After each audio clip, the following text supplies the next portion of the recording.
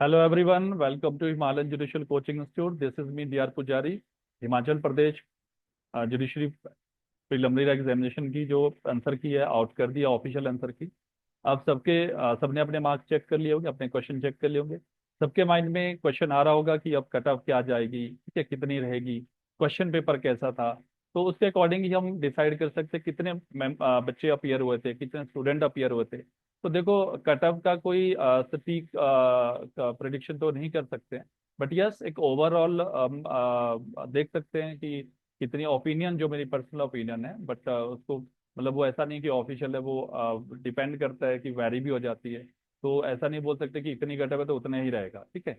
But एक broad idea दे सकते हैं कि इतना जा सकती है अकॉर्डिंग टू कितने कैंडिडेट अपीयर हुए थे, कितनी क्वेश्चन किस पेपर किस तरह से थे, ठीक है। उस पे बेसिस पे और previous year question paper previous year में कितने कैंडिडेट अपीयर होते हैं, उसके बेसिस हम एक ब्रॉड कट ऑफ की तरफ जा सकते हैं।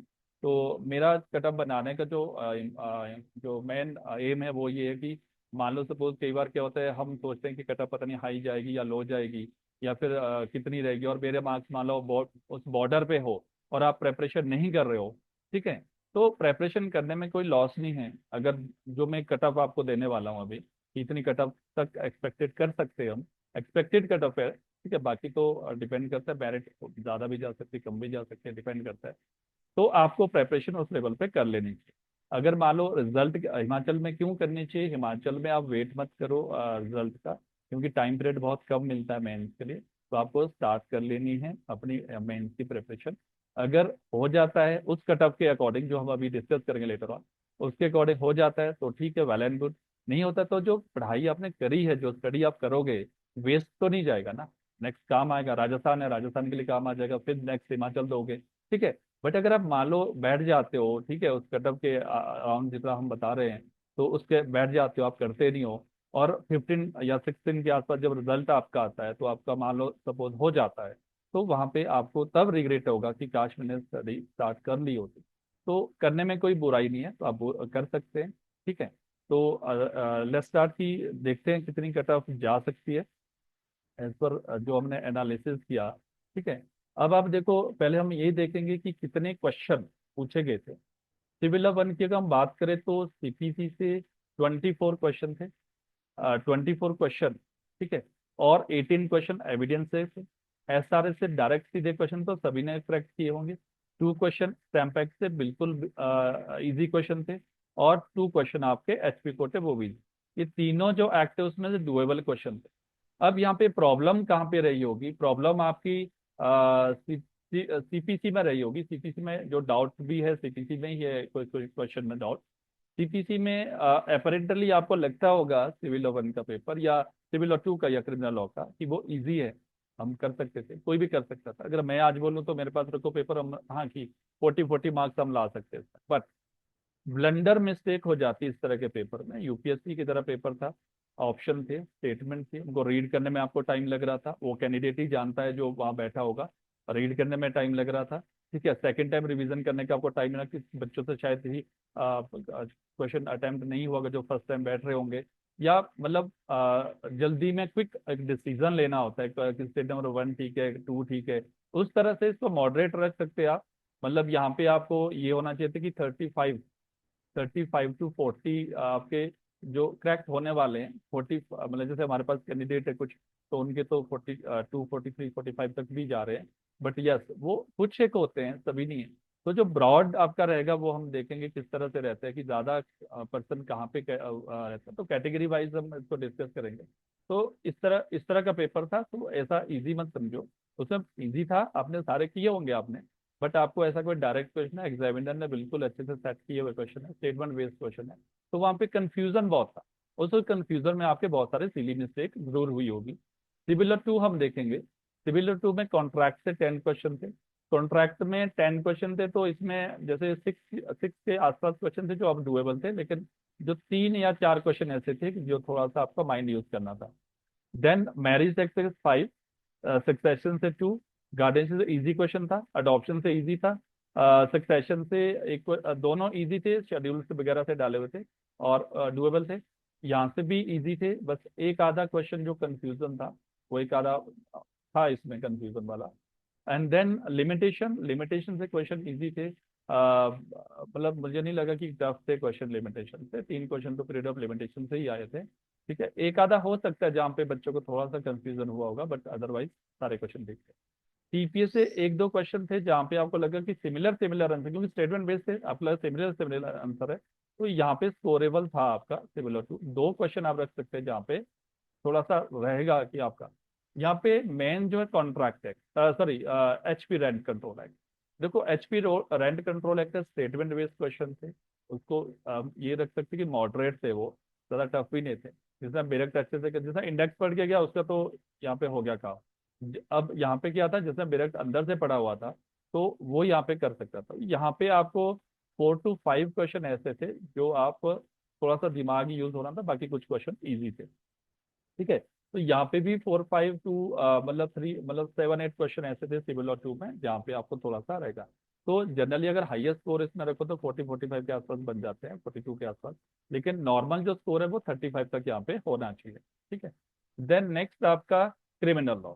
देखो क्रिमिनल लॉ अपेरेंटली आपको लग रहा है कि सीआरपीसी आईपीसी जो क्वेश्चन थे डुएबल थे, मैक्सिमम बच्चों ने किए होंगे, बट केस लॉ थे, केस लॉ में कंफ्यूजन थी। बट उस केस लॉ में 4 5 केस लॉ ऐसे थे जो सबने पढ़े होंगे, जिसने प्रेपरेशन अच्छे से करी होगी। यहाँ पे आईपीसी से सीआरपीसी से 9, आईपीसी से विद केस लॉ है ये, और एनआईएक्स से एक भी क्वेश्चन नहीं आया था। एक्साइज एक्ट से एक क्वेश्चन था, वो डुएबल था, फॉरेस्ट से डुएबल था। एंड देन प्रोटेक्शन से बिल्कुल स्टार्टिंग से ही आए थे, हर एक आदमी ने किया होगा।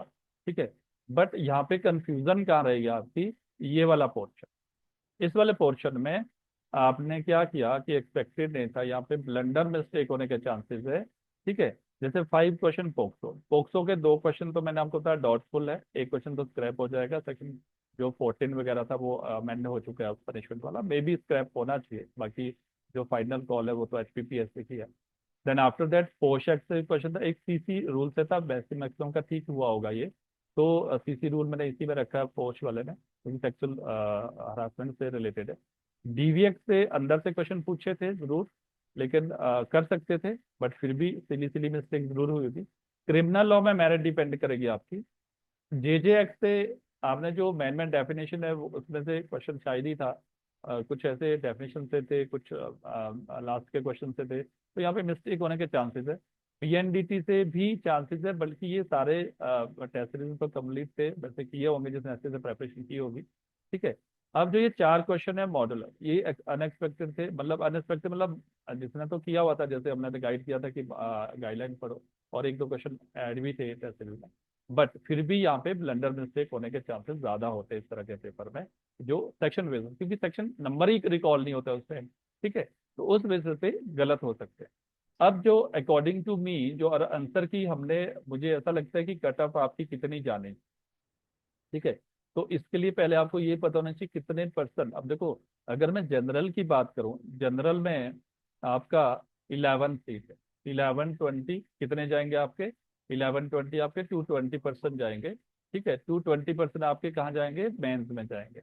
अब total number of the student है 9401, इतने अपीयर हुए, 17,000 के आसपास फॉर्म थे, अपीयरेंस इतनी थी, मतलब 9 10 हजार के आसपास अपीयरेंस थी, शायद 9,401 अपीयरेंस थी। देन अब लास्ट टाइम कितना था अपीयरेंस।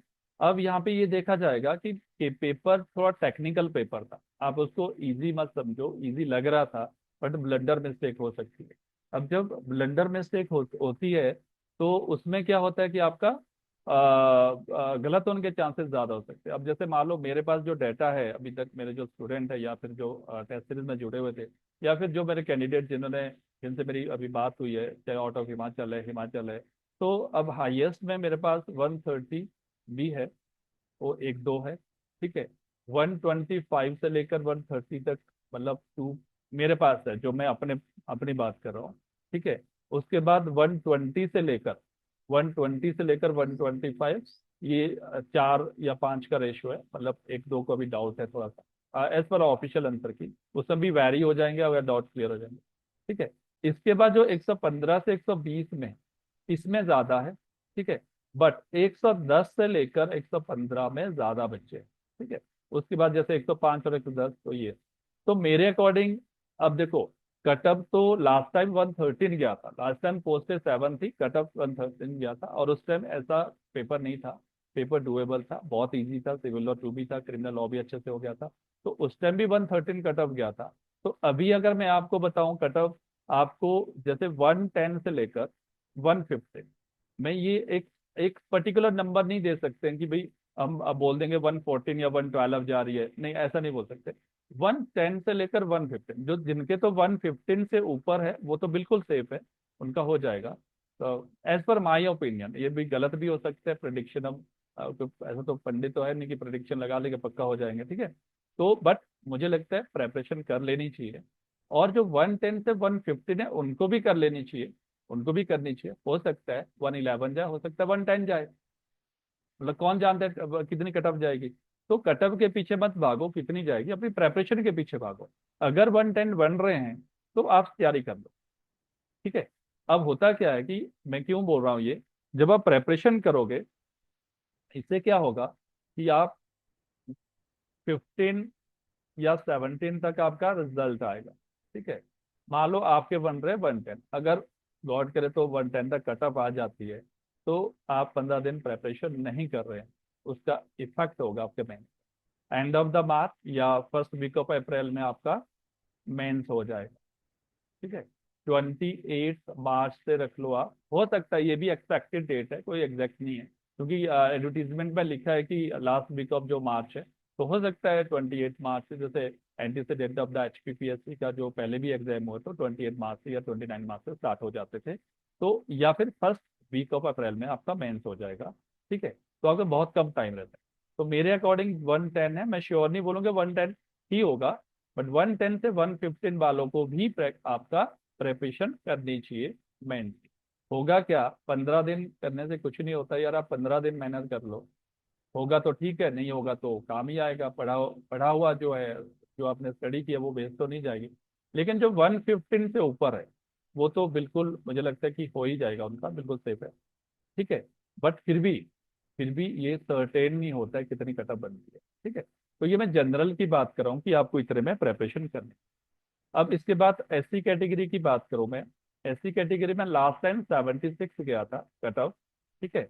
और आपका एसटी कैटेगरी में लास्ट टाइम, ये मतलब 2023 का पेपर की बात कर रहा हूँ, 23 में 73 गया था, और 76, और यहाँ पे 47 गया था। और ओबीसी में लास्ट टाइम आपका 43 क्वेश्चन, ये क्वेश्चन की बात कर रहा हूँ। पहले भी जनरल जनरल में भी मैं क्वेश्चन की बात कर रहा हूँ कि क्वेश्चन 110 से लेकर 115 और 115 से लेकर 120 जिसके, वो तो बिल्कुल डन, अपना प्रिपरेशन रखो। ये वाले लोग भी कर सकते हैं, हो सकता है आपके 111 अभी एक आधा और भी ठीक हो जाएगा, क्योंकि रॉन्ग भी ऑब्जेक्शन भी भेजोगे, ठीक है, तो उसमें भी एक आधा ठीक हो सकता है या एक आधा गलत हो सकता है। बट प्रेपरेशन मत छोड़ो, मेंस की करते रहो, क्योंकि टाइम कम है। अगर मान लो बाकी स्टेट की तरह 2 मंथ 3 मंथ है तो वहां पर टाइम ज्यादा होता है आपके पास, ठीक है। तो इतना कट ऑफ इसके बीच में रहने वाली है, इससे नीचे ऊपर शायद ही जाए, बाकी ये ओपिनियन है, सर्टेन नहीं होता है। तो यहाँ पे अगर लास्ट टाइम के अकॉर्डिंग देखे तो अभी 2025 का पेपर देखे, ठीक है। अब सीट्स को देखे, क्योंकि यहाँ पे 3 सीट है, 3 इंटू 20 जाएंगे तो 60 बच्चे जाएंगे। यहाँ भी 3 सीट है, कितने बच्चे, 60 जाएंगे। यहाँ पे 4 है, 4 इंटू 20 यहाँ पे 80 बच्चे जाएंगे मेन। तो यहाँ पे आप ये रख सकते हो कि 80 से लेकर 85 कटअप जो है, 85 से ऊपर वाले तो डन श्योर है कि हो जाएगा। लेकिन 80 से 85 तक आप जो भी है, तो वो अपना प्रेपरेशन कंटिन्यू कर लो। मैं ये नहीं बोलूंगा 75 आ जाएगी, हो सकता है मे बी, सर्टेन ये हो सकता है आ सकती है, बट 80 से 85 के बीच में तो रहेगी। और 85 से ऊपर तो आप प्रेपरेशन स्टार्ट कर लो। यहाँ पे मैं ये बोल सकता हूँ, ये 47 है तो यहाँ पे 55 के आसपास लेके चलो, या मतलब 55 60 के बीच वो भी प्रेपरेशन स्टार्ट कर ले। और 60 से ऊपर तो डन है कि आप प्रेपरेशन अपनी 60 क्वेश्चन, तो आप प्रेपरेशन स्टार्ट कर लो मेन, ठीक है। देन यहाँ पे हम ये बोल सकते हैं 50 to 55, ज्यादा वेरिएशन नहीं रहता है, थोड़ा थोड़ा रहता है, लेकिन कैंडिडेट भी हर साल ऊपर बढ़ते रहते हैं, आपकी प्रेपरेशन भी बढ़ती रहती है। 50 to 55 वाले भी तैयारी कर सकते हैं, लेकिन जो 55 या जो जिनके 60 वाला वो तो डेंट श्योर है कि आप प्रेपरेशन स्टार्ट कर लो। तो ये मेरा एक मतलब एक प्रडिक्शन है, एक अपनी ओपिनियन है, एनालिसिस ऑफ द जो पेपर के बेसिस पे है, जो मैंने अभी आंसर की भी चेक की, एक दो क्वेश्चन वैरी हो सकते हैं इसमें, पर आपको प्रेपरेशन कर लेनी चाहिए। इसके ऊपर वाले तो कर ही ले, लेकिन इसके अराउंड भी जिसके रह रहे हैं वो स्टार्ट कर ले, ताकि आप बाद में रिग्रेट ना हो। मान लो सच में ही अगर कटअप इतनी आ गई और आप प्रिपरेशन नहीं कर रहे हो, ठीक है, तो जो कर रहा था तो अब वो तो आपसे ज्यादा मार्क्स ले लेगा मेंस में, क्योंकि बात तो बाद में मेंस की है, तो क्वालिफाई नेचर का है। तो आपको इस बेसिस पे क्या करना, प्रेपरेशन कर लेनी चाहिए, ताकि आपका मेंस की प्रेपरेशन बहुत अच्छी हो। क्योंकि मेंस के लिए टाइम कम होता है एचपी में, ये जैसे आज तक है, बाकी अब एचपीपीएस का क्या नोटिफिकेशन निकालता है।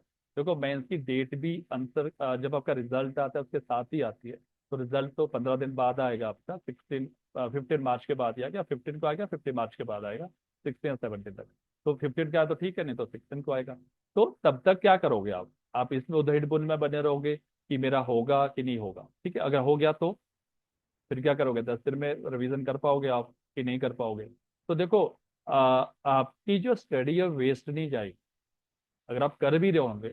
अगर आप, मेरा जो कट ऑफ जो एक्सपेक्टेशन है वो गलत भी हुआ, मैं ये नहीं बोलता वो सही भी हो सकता है, गलत भी हो सकता है, ठीक है, कोई पता नहीं चलता कट ऑफ कितनी। लेकिन ये अनुमानित है, मैं एक बस आइडिया दे रहा हूँ, मेरा एम बनाने का यही है, ताकि आप मतलब उस अपॉर्चुनिटी को मिस ना करें। इस वजह से कि कट ऑफ कितना जाएगा कितना नहीं जाएगा, जैसे कुछ बोले थे 120 जाएगा, तो 120 नहीं जाएगा, उससे नीचे ही रहेगा। ठीक है, 115 से 120 तो मैंने बोला कि कर लो। ठीक है, 110 से 115 वालों को भी कर लेना चाहिए। कटअप का कोई पता नहीं कि 115 के अराउंड रहेगी या 112 114 के बीच में आ जाएगी। लास्ट टाइम भी 113 कटअप थी। ठीक है, तो लास्ट टाइम भी मैंने 115 बोला था, 113 आ गई। तो वो तो एक ओपिनियन है, मेरी अपनी पर्सनल ओपिनियन है। बाकी रेस्ट आपका खुद का कॉल है, आपको प्रिपरेशन करनी चाहिए नहीं करनी चाहिए। तो इस तरह से आपकी कटअप रहने वाली है, एक्सपेक्टेड कटअप है। बाकी तो एचपीपीएससी क्या कटअप स्टूडेंट के बेसिस पे किस तरह से कटअप जाती है क्वेश्चन पेपर के बेसिस पे। मुझे तो क्वेश्चन पेपर ज़्यादा इजी भी नहीं लगा। ठीक है, इस क्वेश्चन लग रहे थे देखने में इजी, तो बट मिस्टेक होने वाली थी। जहाँ पे नॉलेज नॉलेज में प्रॉब्लम नहीं है, आपके नॉलेज तो ठीक है, सबने पढ़ा था, सब गए थे पढ़ के। प्रॉब्लम अटेम्पटेशन में, एग्जीक्यूशन करने में थी, कि एग्जीक्यूट करते हुए मिस्टेक हो रही थी। ठीक है, उस मिस्टेक की वजह से मुझे लग रहा है कि कट ऑफ इतनी जानी चाहिए। ठीक है, दैट्स ऑल द बेस्ट।